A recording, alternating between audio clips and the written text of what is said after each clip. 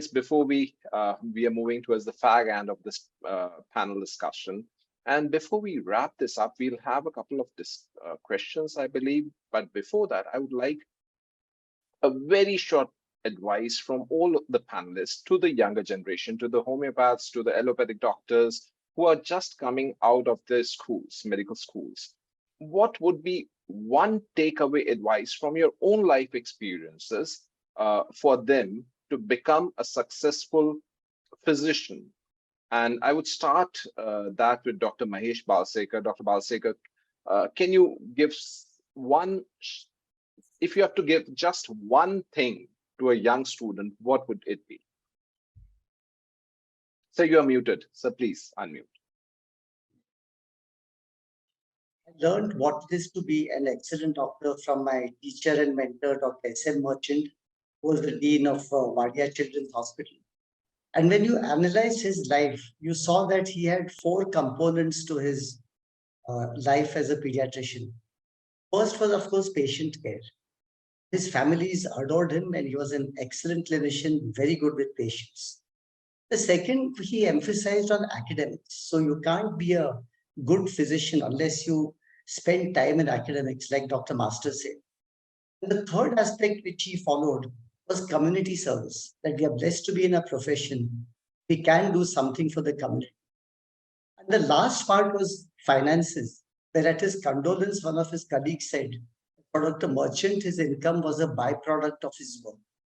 So this is what I think Dr. Merchant was. So we have to pay attention to patient care, most important, but also to academics and community, and not chase money. That comes to you. That's true, Dr. Balsekar. There has been one question in the chat that I would like to pose to you before I move to the next panelist. What, in your opinion, are the hurdles that physicians frequently encounter in their clinical journey towards the path of success, towards becoming a successful clinician, a successful physician? You're asking me? Yes, Dr. Balsekar. So I think medicine is one of the professions which is very badly managed and very badly organized. If you see young lawyers, if you see young accountants, if you see the young MBAs, they join some company, they are handheld, they're groomed, and they rise to senior positions. Doctors, unfortunately, are thrown in the deep end the day they graduate, and they fend for themselves. And this is the reason why a lot of doctors are not able to achieve the success they desire, because we are not complete doctors when we finish. So I think it's very important to have role models and continue to see what they're doing and pursue these desirable qualities. Left alone, it's very difficult. Very true, Dr. Balsekar. We need to support each other as a community also to be successful. And now, Dr. Master, if there's one thing that you would like to give to the young physician, what would it be? 2 things I would like to say, Manish. One is to be a good academician. Number 2 is to present your work regularly at an international forum or a stage where people around you know exactly what homeopathy can do for others.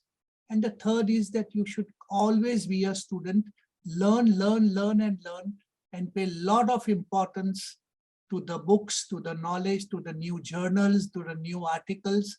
Keep yourself well informed, because that will really help you in your private practice.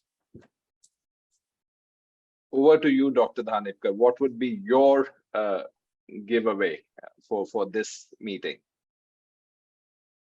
I really feel that for knowing and doing anything in life, we need a guru, a teacher.